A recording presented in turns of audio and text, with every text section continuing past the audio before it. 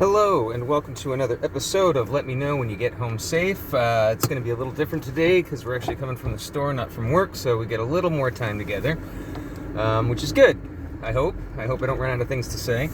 But we're pulling out now as we speak, so let's get going, and then we can begin the episode. So, obviously, first things first, just to get the obvious out of the way, it'd be impossible not to talk about current events and not talk about what's going on with Ukraine and Russia. I'm not going to harp too much upon it because I don't know anything. Much like most of us, I don't know anything about politics. I do know that nobody likes a bully, and that some people hearing that coming from an American might think that that's funny, but it just kind of proves the point where you hear about a lot of Russians that are just the opposite of condoning, what's going on with their country. They're like, even to the point of possibly getting arrested, beat up, and everything. A lot of Russians are speaking out against the invasion of the Ukraine. And so that just kind of goes to show that, similar with Americans, you see a lot of Americans, speaking out, waving flags, but, the majority of us don't enjoy it when our country acts like a bully either. And it is nice to see, overwhelming support for the Ukraine. It's weird and hard to follow just because, Russia has the most nukes out of any country, and they seem to be having an almost comically bad go of it. So it's hard not to wonder what else is going on besides just what's being shown us, because almost universally war is a lot of theater, a lot of economy, and somebody made a good point where now's a good time to start looking at all of the other news that's going to be going quietly under the radar while this is going on, because quite typically anytime there's a pandemic, a terrorist attack, what have you, historically there have always been really bad and not, nasty bills and other stuff that gets passed under the radar while the entire world's distracted. And the likelihood of that happening while this is going on is pretty high. I saw somebody that had a theory that it's like, okay, well, Putin doesn't want, the Ukraine to join NATO, so now he's going in and doing almost comically bad where, they're doing tanks in urban environments, which anybody from a military standpoint knows that is just the worst place for a tank. They're sitting ducks. There's a lot of blind spots. You can pretty much take them out with a Molotov cocktail in the right spots. And that's exactly what they're doing. So for having such a, well-stocked military, they don't seem to be doing a very good job about it. So somebody had posted, well, maybe the plan is that, that Ukraine tries to join NATO, the Russians invade them, and then Ukraine beats them back, and then Ukraine doesn't think that they have to join NATO because they feel like they can just beat back Russia with their own troops.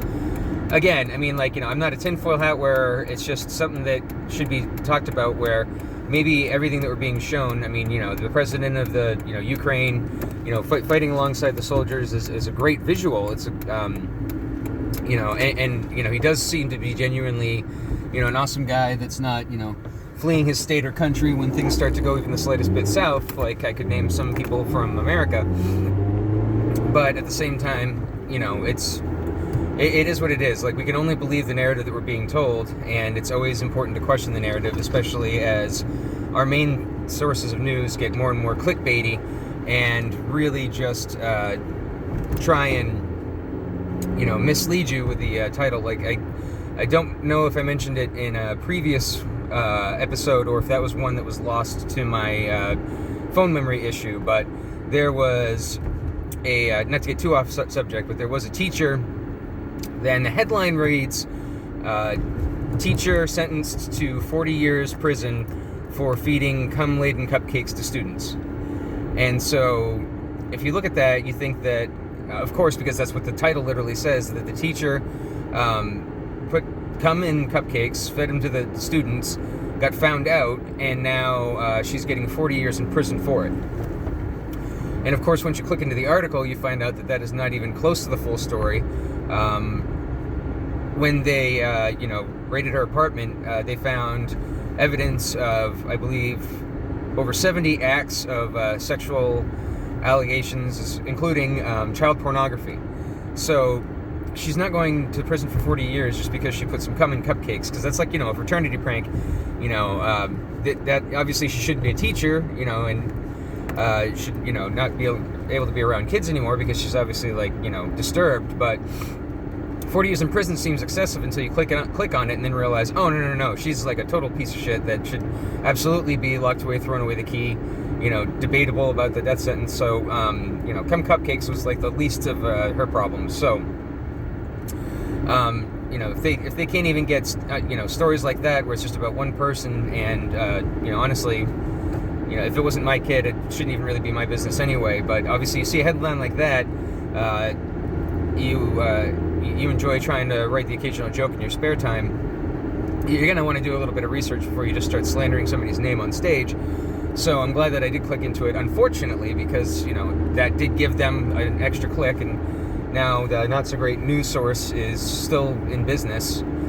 So I'm not a huge fan of how we get our news now. It's incredibly unreliable, and it seems like across the board, the narrative is that Ukraine is everybody in the Ukraine is being total badasses. They're all grabbing guns, sending their wives and kids off to safety, and they're staying and fighting, including the president, and they're kicking butt, taking names. Russia's just failing miserably. The whole world's against them. The ruble's down, and it just seems like Putin, for being, in his own little bubble, and, obviously a crazy narcissist, as anybody who's in power for that long would become. Absolute power corrupts absolutely. So yes, he's probably a corrupt, delusional guy, but this seems like such a grave misstep, overstep, that it all feels kind of weird and off to me. And obviously I'm not saying that it's CG bombs in the cities. I'm not saying that the pictures of bodies and wounded isn't real. That's actually the unfortunate part, is that I believe all of that is very much real. They probably had stockpiles that they need to start using up, generate a little bit of revenue. There are probably, innocent people very much getting, murdered and dehomed, all just because of what they want to do. It's just insane to me that in this day and age that we really still can have people invading other people, fighting with other people. I know it's human nature that we absolutely have to, fight each other if we have nothing better to do, which is why the only semi-realistic part of any alien invasion movie is that we put aside our differences as humans for a second to try and whoop the snot out of the aliens. That's the only realistic part about any alien invasion movie. Obviously, the unrealistic part is that we actually stand a chance against a alien race that has managed to conquer faster than light travel, but they can't seem to deal with our puny little planes and missiles and war tactics, and the fact that you can hide behind glass in that really bad alien movie that completely screws them up. Oh, they hid behind glass, now we can't see them, so they're gonna win. They have light bulbs hanging around their necks. It was ridiculous to think that in any alien invasion movie where the aliens don't just absolutely cream us and use us as either slaves or just kill us all. That's most likely how it's going to go down if we ever get invaded, and they're anything but peaceful. But yeah, so obviously, as far as what I've been told from the news and stuff, Ukraine did absolutely nothing wrong. I hope that that this is over for them soon. I hope that not too many people get hurt or injured. But there's nothing that, I don't have, I could, probably donate like, $20-30 and not have it severely decimate my bank account. But most of us here in America are living paycheck to paycheck. So the most that we can do is, send out our quote unquote thoughts and prayers as best as we can without trying to make it about us. But one very important thing that I do see some people talking about, but not nearly enough people talking about, is that we need to make sure that we don't turn our disgust at the situation towards our fellow people here in America. There's a lot of people of Russian descent. There's a lot of people that have Russian stores and last names, and already some some Russian stores are starting to get their windows smashed or graffiti written on them, and obviously the 50-year-old woman that is now an American citizen that is trying to just have a little slice of the American dream and somehow didn't lose their business to the pandemic should not have to deal with people unfairly putting their rage towards somebody that has absolutely nothing. Obviously, the woman in the shop in America did not invade Ukraine.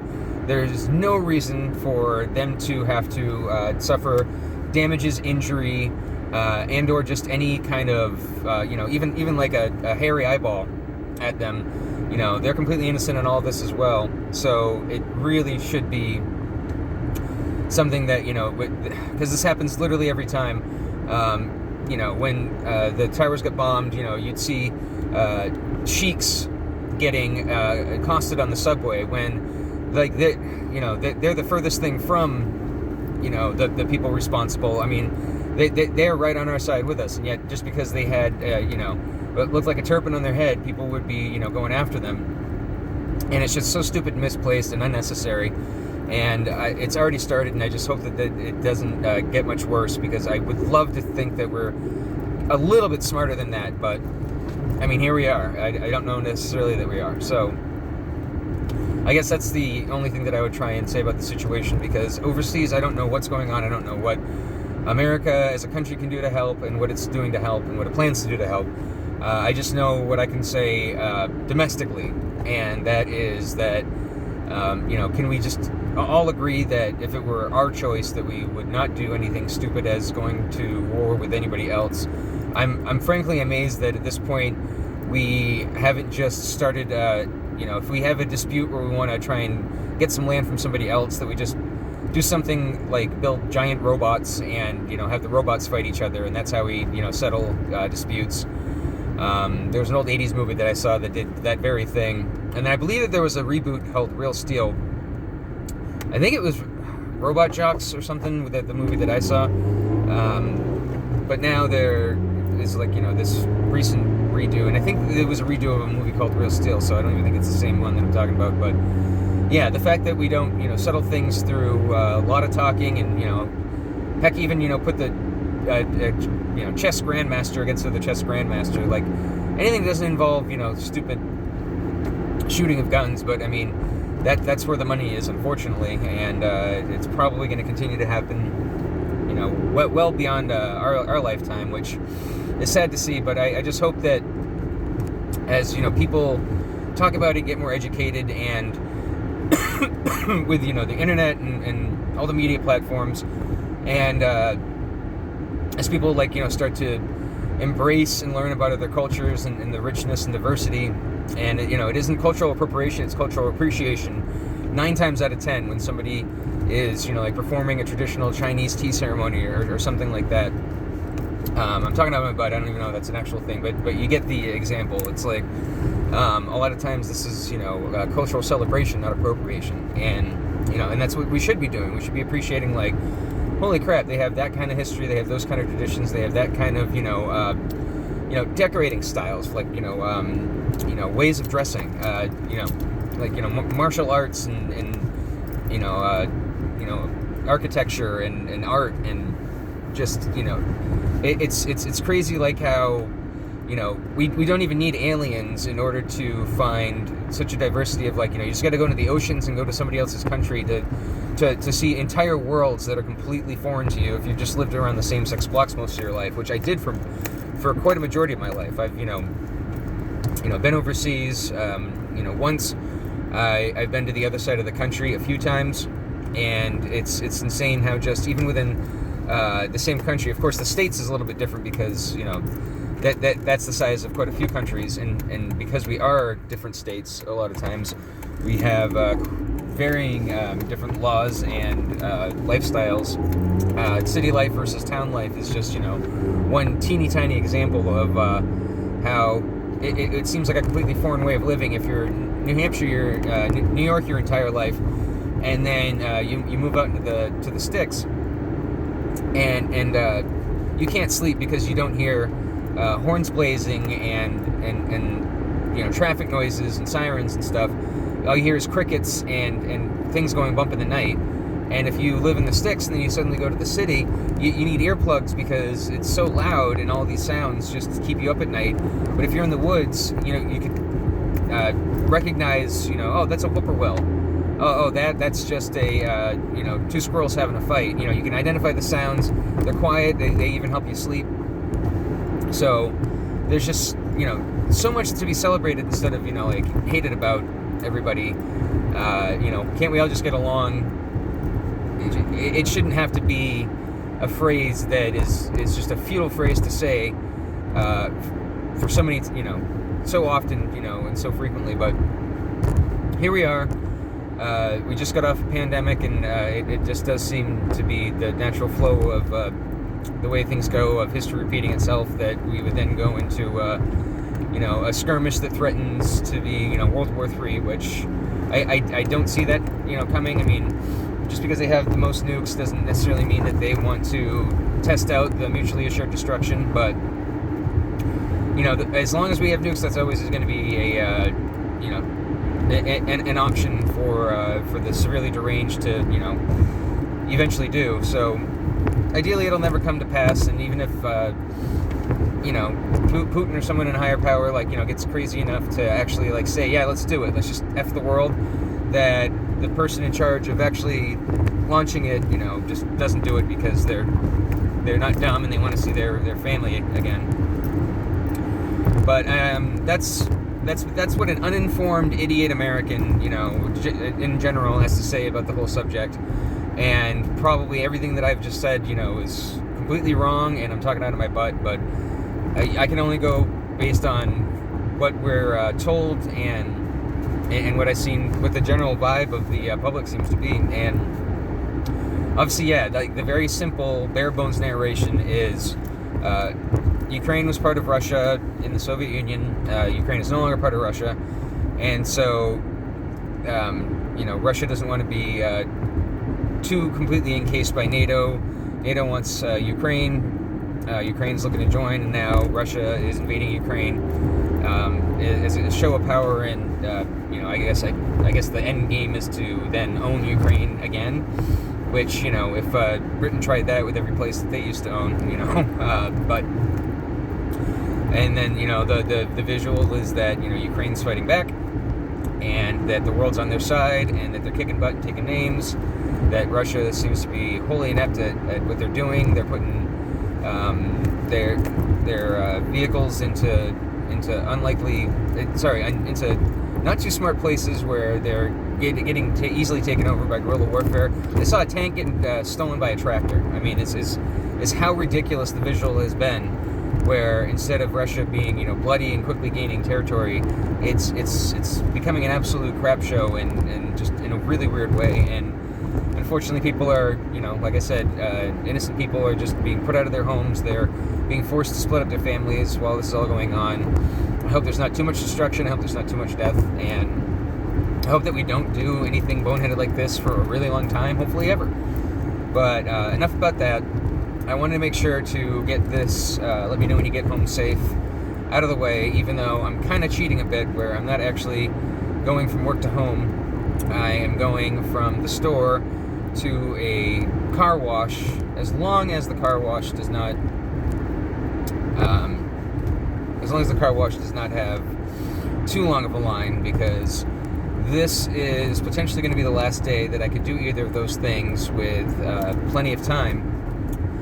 Because ideally tomorrow we're going to have a new addition to the family in the form of a brindle plot hound, currently named Jake, but obviously we're going to change that.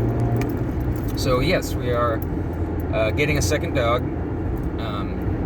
Lilu is as trained as I feel like she needs to be. So she's completely down with our routine, and our routine works very well. And I just know that she's completely satisfied with the amount of exercise and food and mental stimulation that we give her, in addition to the doggy daycare that she goes to once or 2 times a week. But that she would obviously completely enjoy having a buddy dog to play around with, have company, and so we figured it was time. I just got a 10% raise at work because the cost of living's gone up as well. So I feel like that gives us a little bit of an extra buffer for the extra food. We pretty much have all the accommodations that we need for the dog, so that's cool. We're not going to really need to buy any dishes or kennels because obviously I've accumulated stuff. Having worked in the pet industry for almost 10 years, and just for the stuff that we bought her that we have switched over. So for instance, we have a regular old food dish. Quite a few regular old food dishes actually, but unfortunately that doesn't work for her food or water because she will empty a bowl. If it's just a regular standard bowl, she will empty the bowl because she used to be a stray, so she doesn't know when the next water source is coming. So she'll drink a bowl completely dry, and then you fill it, and then she'll drink it dry again, and then she'll have to pee herself. And that was probably one of the main reasons why we had issues with her going in her kennel when we first got her. So we found out that if we get a waterer, so you have the upturned gallon jug that goes into the watering dish. So it seems like an endless supply of water. So she just drinks however much she needs to when she's thirsty, and so that works great for her. Now she also overeats or eats too quickly, so she gets bloat.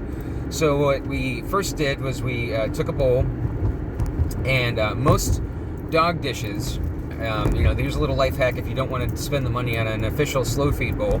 Most dog dishes, if you turn them upside down, they have the rim that you can now use as a slow feed bowl. So you basically just put the food in the rim when it's on upside down, and then it'll take them a while to eat that, and now you have, boom, a slow feed bowl. Only downside to that is that some of them come to too much of a point so that they can't quite get the last bits of kibble, and or they're not designed to be upside down, so it's easy enough for a dog, if they're smart enough, to put a paw on it and flip the bowl sideways, or since they don't have the rubber on the top of them, usually just on the bottom, the bowl can tend to slide around if you don't have it in a bowl mat that has edges to it.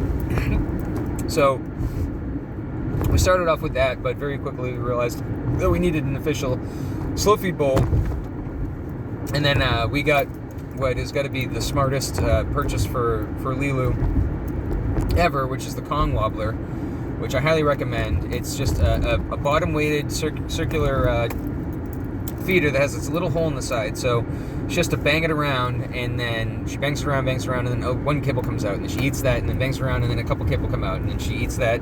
So it takes her a while to get through it. She also has to work for her food. It's mentally stimulating, it's physically stimulating, and it's just a great way to feed a dog that eats too fast and gets bloat.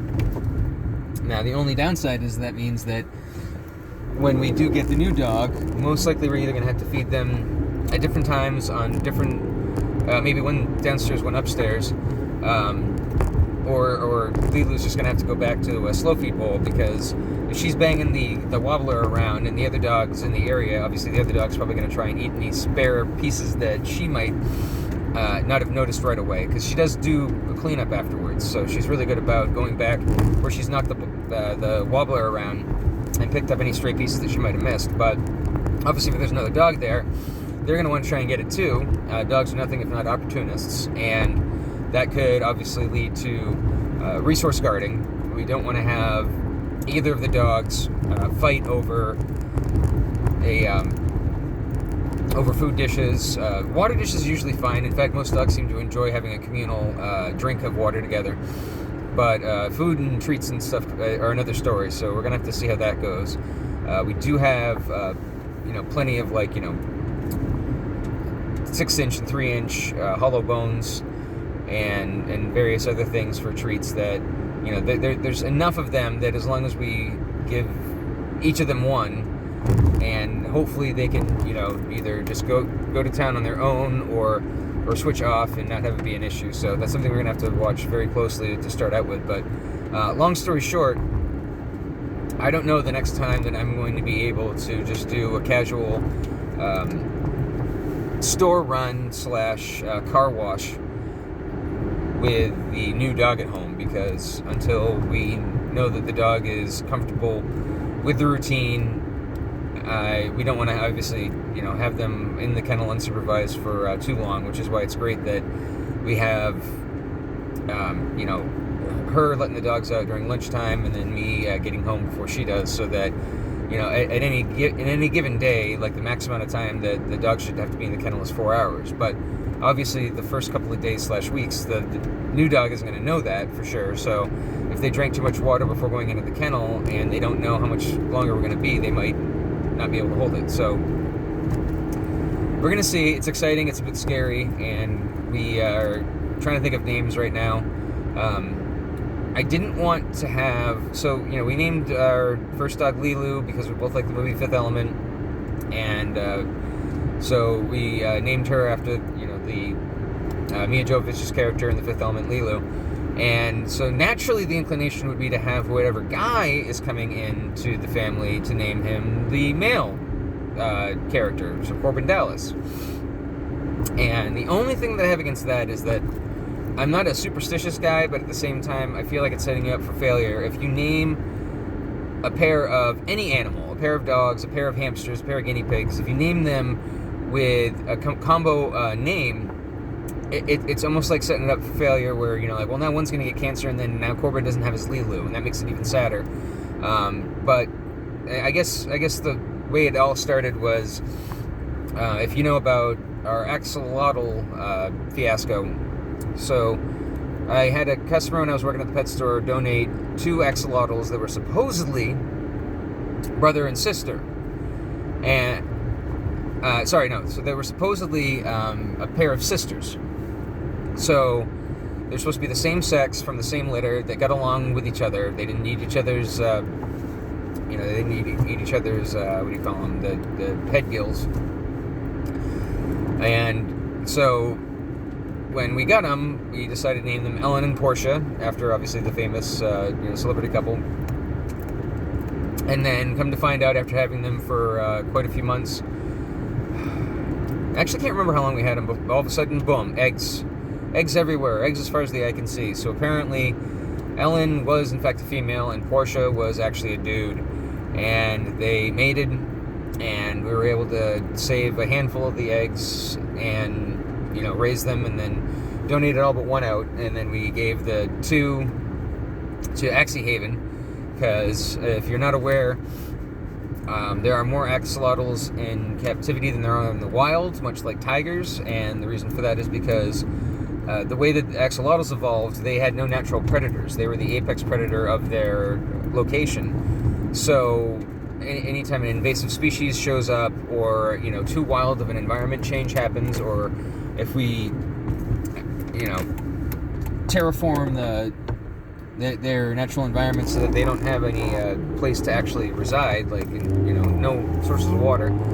So anyway, they are not the best at surviving if you say just drop them into your backyard pond. Like as soon as a duck or a snapping turtle or pretty much even a big fish finds them, they're done for. So we sent the 2 pairs because we know that they are able to breed. Just obviously they shouldn't do it again with each other. So Axie Haven took them and started to pair them off with others and try and help get the population back up. So we adopted the rest out, made sure they were going to good homes with people that know what they were doing with an axolotl, and then we kept one. But I just felt like the fact that we had to name them Ellen and Portia just was a guarantee that one of them was going to end up being a boy and then have eggs that we were not ready to deal with. So I really don't want to do Corbin Dallas. I haven't told my love this, but I might be convinced to possibly name the male Ruby Rod, after Chris Tucker's character, because I believe in one scene he did wear this ridiculous like either leopard or tiger print outfit, and the brindle does kind of look like that. Which, speaking of, so I was watching Forged in Fire the other day, and it finally occurred to me for the first time ever, which is so weird that I didn't put 2 and 2 together, but I almost wonder if I like the brindle coloring on dogs so much because I also love the Damascus coloring on a knife that has the Damascus layers. They do seem very similar in appearance as far as the pattern goes. And I just think that I just like that pattern on pretty much anything, whether it's a knife or a dog. I just love me some layers, and that's what he has. Not that that's why we got him, but obviously the only time that I'll do a tired old cliche that makes me cringe on the inside just hearing it said out loud. But much like Lilu, Jake is his current name. Jake totally chose us. He was near death. He almost died because of how badly they screwed up his neuter. He had to be put on, I think, 2 rounds of antibiotics, and basically was just an absolute miserable pile in his bed when we came to visit him the first time. Somehow still managed to steal our hearts, and we were the first ones for him to actually get out of his bed and come over to the cage and get some pettance from. So he 100% chose us. We, for whatever reason, were immediately just like a homing beacon to him. And yeah, the next time that we saw him, Lilu seemed fine with him. He tried playing with her, and she said no thank you, the way the dogs do, and which is unusual for her because she's usually a big player, but as best that we could see, because we also then let another dog out just to see if she wasn't in the mood for playing. She absolutely was with that other dog. She did not want to play with Jake, and as best as we can figure out, because he's really great at playing, like he just goes, hey, sniff, sniff, sniff on the rear end. Do you want to play? The dog says no, back off. Okay, I'll come back in 5 and I'll try again. He's never gonna not give up. He's never gonna give up on trying to play with her. So we're hoping that it's just because she could see and smell on him that he was still severely sick and wounded, and didn't think that it was a good time to play. And I know for a fact that when she warms up to him, she'll get over it. It'll be fine. But she didn't hate the guy. She actually got a little bit snippier at the dog that she had met previous to that, which was it Buzzbeak? I want to say his name was, because he's one of those dogs that tries to instantly start playing, just jumping up on her. She said no thank you, and he didn't get what no thank you meant. He kept on trying, and so she started to get a little snarly with him because she was just like, are you not getting all the signals that I'm giving you? I'm telling you no thanks. I said no thank you. I'm going to say it a little stronger. So we separated them before getting anything more than that. But she's really good about telling a dog exactly how she feels. She doesn't snarl at him, and then when they turn around, she doesn't bite their butt or chase after them. She just continues to go to sniff the different corners. So from what I hear, she's not even really necessarily like that at doggy daycare because A, the parents aren't around, B, she's not attached to a leash, and C, she already knows pretty much everybody that goes there. So she already has a big group of friends. Somebody new comes in, the whole group just descends on the one poor scared puppy that is brand new and like, hey, I'm new, oh my god, all 5 are coming to sniff me at the same time, and then usually just gets invited into the pack. So she's apparently a really good player with all sorts of dogs of varying sizes. I just think that it was the circumstances.